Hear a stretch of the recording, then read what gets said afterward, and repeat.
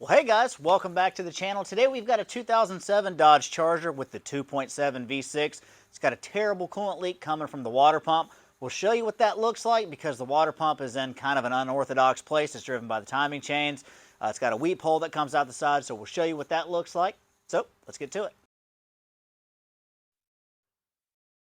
So since the water pump is driven by the timing chains, we're going to take a bunch of stuff off. We're going to have to pull this intake off, pull the valve covers off of it, and then there's actually a plate down there that we'll be able to get to. But you can see there's quite a bit of trash in here, so I'm going to blow all this stuff out before we take this off to keep it from going into the motor. Then we'll get started.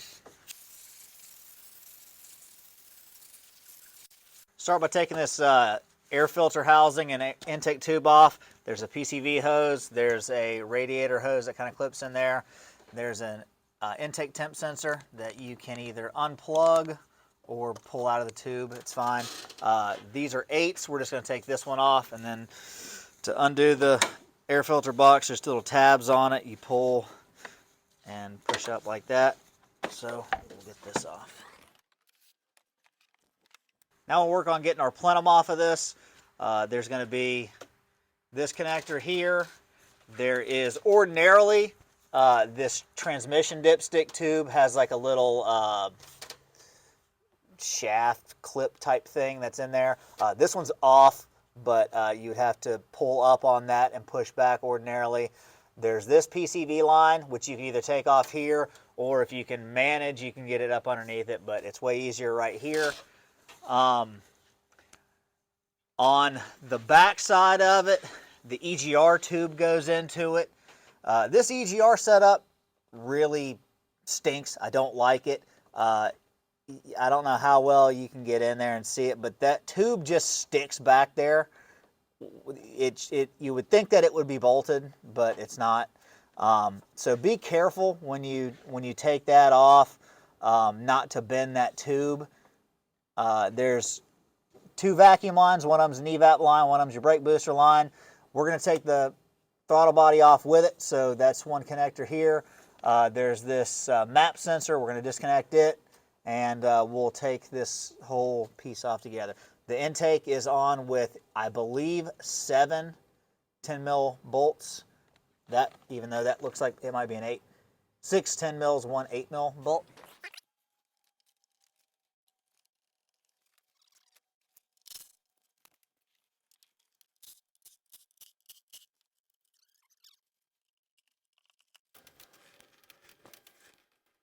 Now we'll start working on these valve covers. We're going to start with our coils. They're just connectors and 10mm bolts. We'll get those out. The valve covers themselves are on with a series of studs and nuts. Kind of pay attention to where they go, because some of them have studs on top of them that parts of the harness clip into. So if you got to take a picture or something, take a picture, or if you can leave them in the valve covers after you take them off, do that, and that'll help you going back through. Usually, if you subscribe to something like All Data, it'll tell you where they go back in, but who's got that kind of time? I mean, really.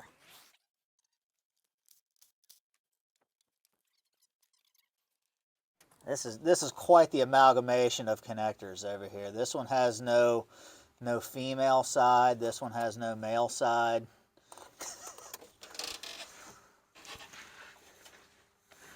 And all the locks are gone. They're long gone. We're going to go take this air filter box out of it. I feel like there should be something else holding it on. Uh-oh, the box is broken. Okay. Your box shouldn't be broken.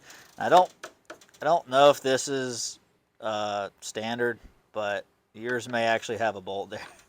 Ours is a flathead.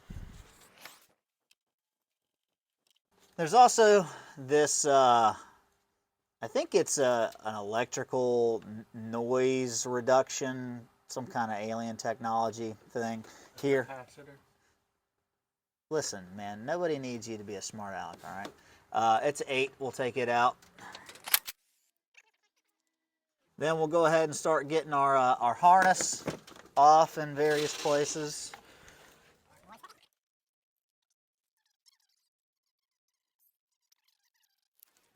Valve cover bolts are all 10s. There's, I don't know, a dozen or so.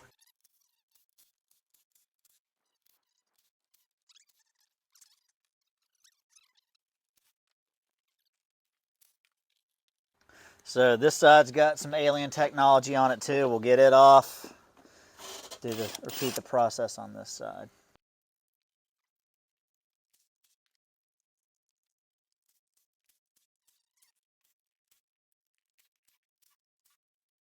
So now we'll go ahead and we'll start getting our accessory drive stuff off of it.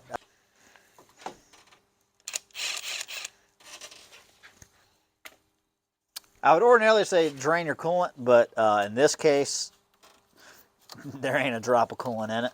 So our drive belt appears to be a 3/8.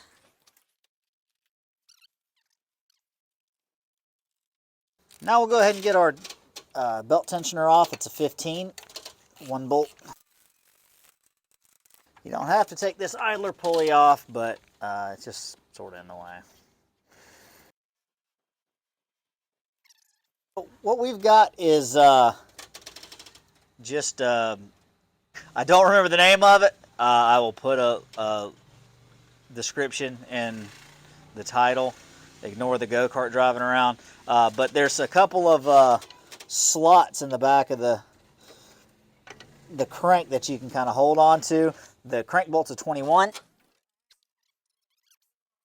So before we get our crank pulley off, it's just way too tight in here. We're going to pull this fan shroud out.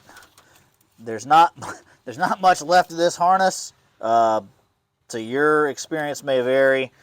Ours, there's one connector over here.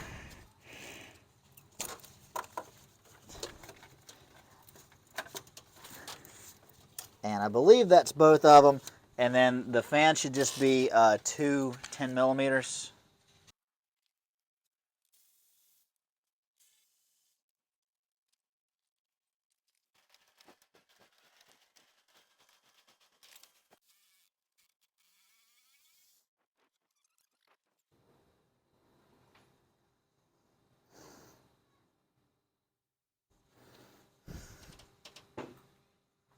With our crank pulley off, now we're ready to get this timing cover off, and then a bold move by Chrysler. They only used 4 different sizes. This is a T40 up here in the up in left outer field somewhere. This one here is a 15, and then this guy right here is a 16, and then the rest of them are 10s. So commit that to memory.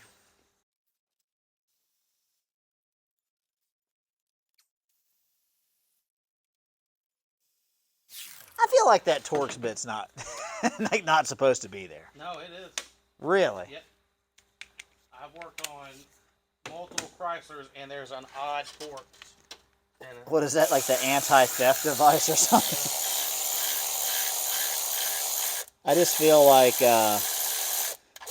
in Austin Powers at the end of the movie, the first one, when the guy goes, that one Asian dude comes in and he throws a shoe. Like, who throws a shoe? I mean, honestly, who puts a Torx bit on here? Really?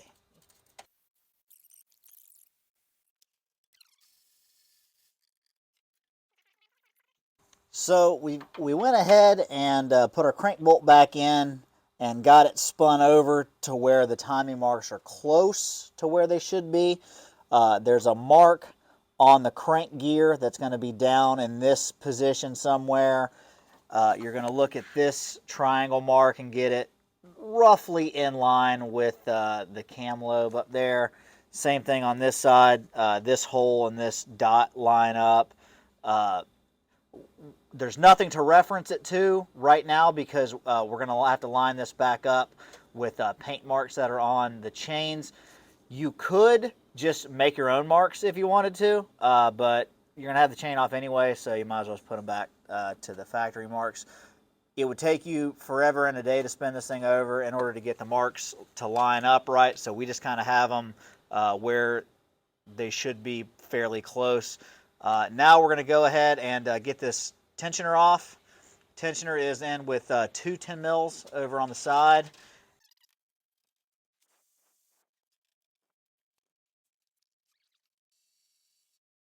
Now we'll go ahead and get our tensioner out.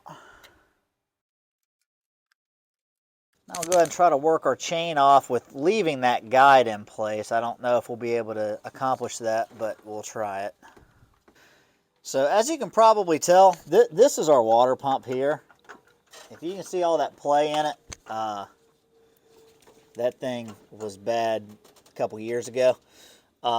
It's gotten coolant into our oil. That's a major drawback to this style, this setup. It's not real common to have chains driving the water pump, but this is a major flaw with them, is that you will dump coolant straight into the engine oil. Theoretically, there is that weep hole, but when they're this bad, Mother Teresa can't save them. So we're going to go ahead and get this cam sensor out of the way. We're going to take this cam gear, the sprocket off, 213s. Got to take this off, the chain guide tensioner.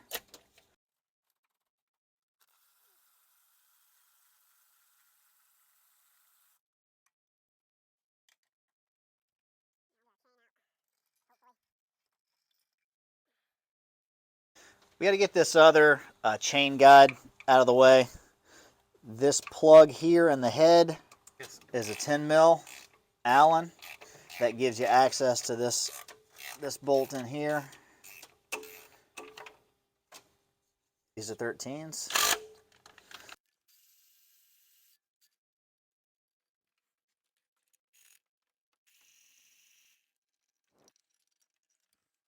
We're going to have to take these two remaining plugs out. We have to take these other guides off as well. They kind of sandwich the water pump. I'm surprised these are the same size. I figured one of them would be a left-handed inverted Torx bit or something. Go ahead and get our tensioners, other guides off. These are 13s.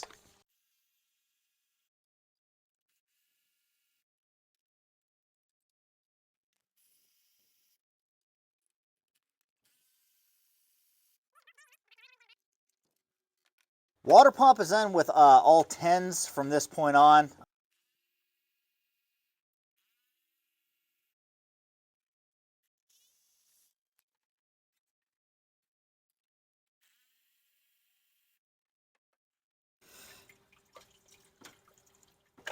Ugh. There ain't not a darn thing left in that impeller. Surgical precision.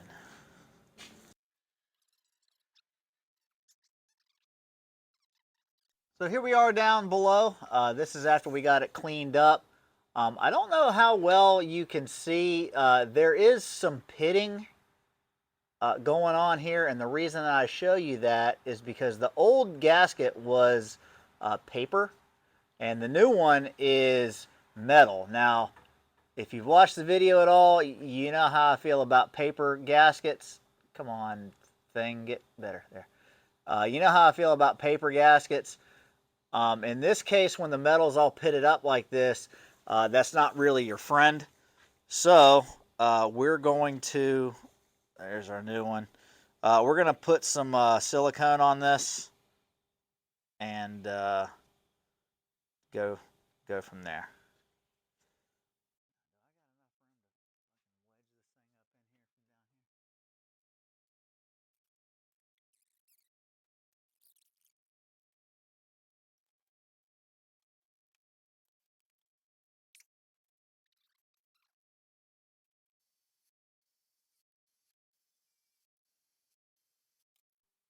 All right, we get our chain guides back in.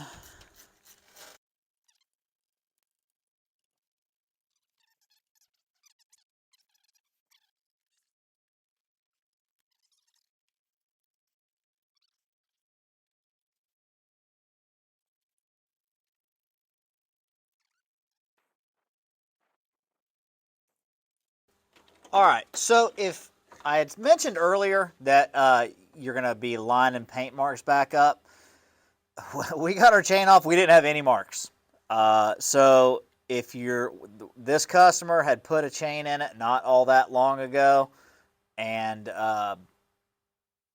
So we're not gonna, we're reusing our old chains. If you're putting new chains in it, they'll come with marks. If not, you have to get creative. You could do a number of things. You could either have marked it before and done it that way, but just made marks before and then put them back on the same way. Or you can get creative and look on the old interwebs and look for pictures of it and count the links. That's what we ended up doing. And then we just made our own marks on here. So that's what we're doing. So anyway, we're going back in with it now.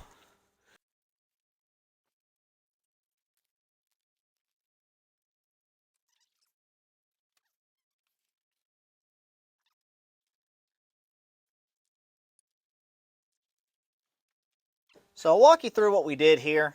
What we ended up doing is we got this mark lined up where it was supposed to be on this cam and dropped everything down. Came up here and got it on this mark the way that it's supposed to be on this cam, still in the thing. I know you can't really see the painted mark that we made anymore, but that's it. So we got that one on. We went down and we got our mark lined up. Again, it's off right now, but we got it lined up with our other mark here. So we got these two tight against each other, the crank and the passenger side cam. We got those two the right amount of links and paint marks or whatever, so that this side of the chain was tight. We just walked this cam back on, and with those two bolts out, you can move this a little bit in each direction. But if you look down inside of this hole, the camshaft actually has a 3/8 drive square that you can just put an extension and a 3/8 ratchet in it. And then I just turned it until the back side of the cam lined up with those holes, and then I put the two bolts back in it. So we didn't film it because we kind of needed two hands to do it, but that's how we did it, and that ended up working out really well. So we'll go ahead and get our guides back in it and our tensioner back in it. We'll double check it again just to make sure, and then we'll get ready to get back together with it.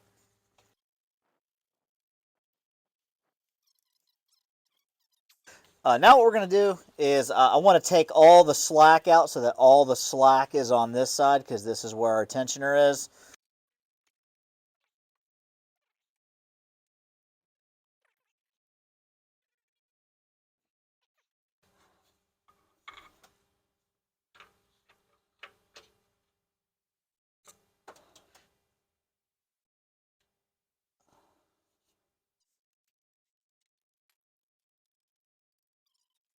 So we've got our tensioner back in.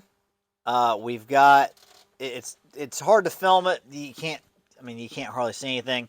The cap for that tensioner has a dowel in it, and the dowel goes on the bottom. But you push the tensioner up in there, then you put the cap on it, and now we're going to try to deploy our tensioner. So what we're going to do, going to hold some pressure here.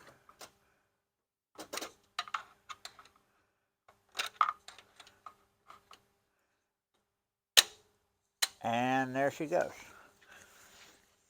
So with our chain deployed, now we're going to just double check our timing marks. Granted, these are homemade, but they're good enough.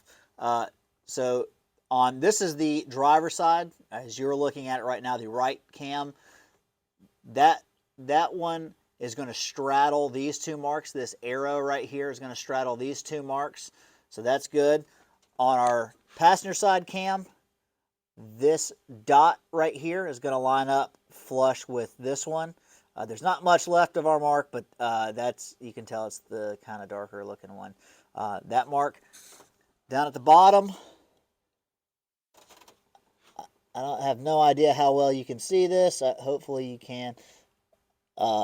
There's a line that's on the crank, and it's going to line directly up with a flat that's on the chain.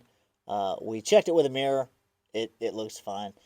Getting ready to throw our new timing cover gasket on it. The gasket covers most of this stuff. You're going to end up putting sealant on these two. They go back onto the, one of them goes on the water pump, one of them goes elsewhere. But we'll get this off and get this cleaned up and get ready to go back on with it. Do yourself a favor, throw a little bit of sealant where the oil pan meets on the block and the oil pan.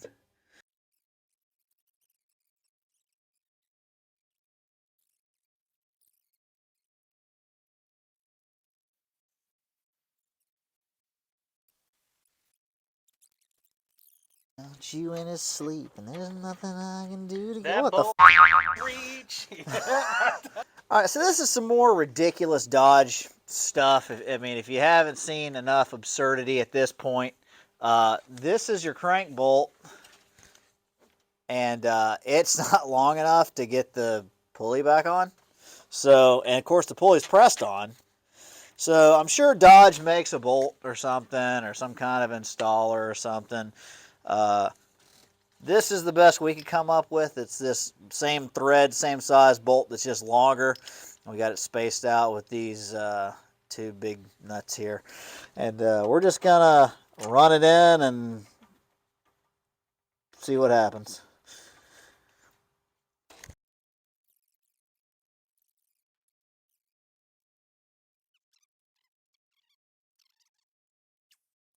Go ahead and get our plug holes back in.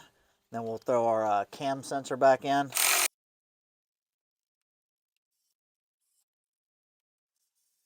Go ahead and get our belt tensioner back on.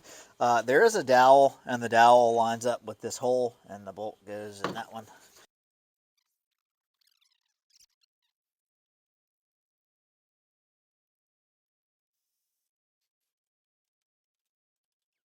So go ahead and throw our valve covers back on it. Luckily, all of the bolts and studs and stuff stayed exactly where they were, so we didn't have to worry about that, but your experience may vary.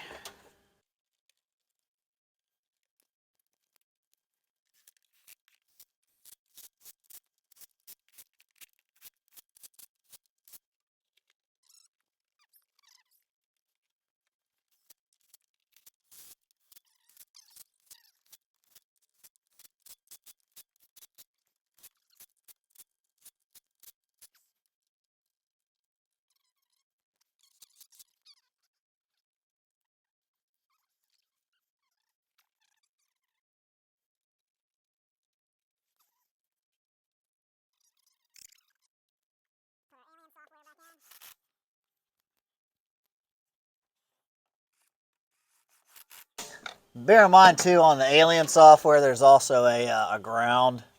There's a separate ground strap on top of it too. And I think our harness is routed. We'll put this intake back on.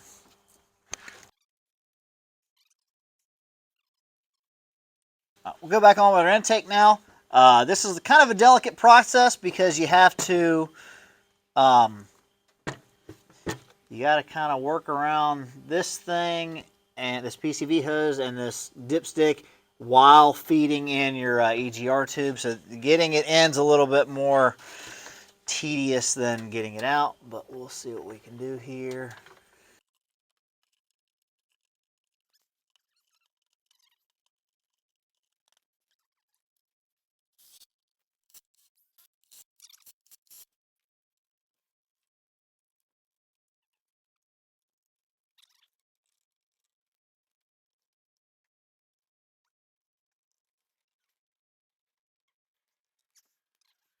We'll put our cooling fans back in. Probably would have been easier before we put the accessories back on, but it's not that big a deal.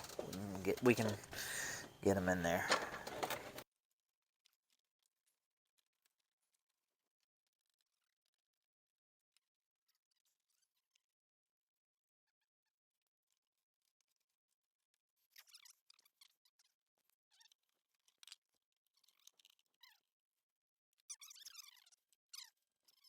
This is how you get extra torque on them flatheads.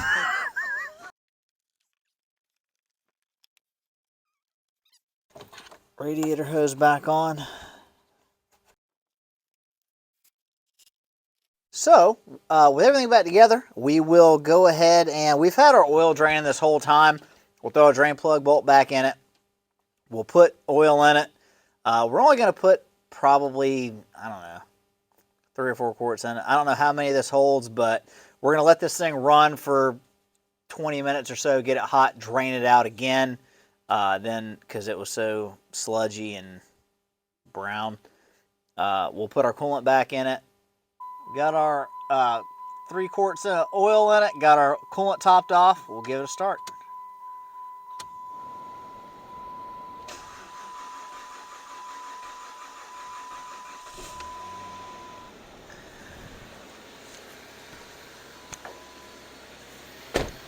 Well, we just got back from our test drive. Everything is going great. No leaks. We got heat. We did change the oil after about 20 minutes of running. We're going to recommend that he do another oil change in about 500 miles. But basically, everything is fine right now. I say that loosely because I'm well aware that the car has other problems. The customer is too. This was a thing that was keeping him from driving it from point A to point B, which is really what he needed. So we stayed late. I don't know if you can tell, it's like midnight right now. So we stayed up tonight to get this thing done for him, and he'll be happy to hear that. So anyway, hopefully we earned a thumbs up from you. This probably wasn't our best video, but hopefully you still liked it anyway. Feel free to let us know what you think down in the comment section. We have new videos for you every single week, so consider subscribing to the channel. And with all that being said, thanks for watching. We'll see you on the next one.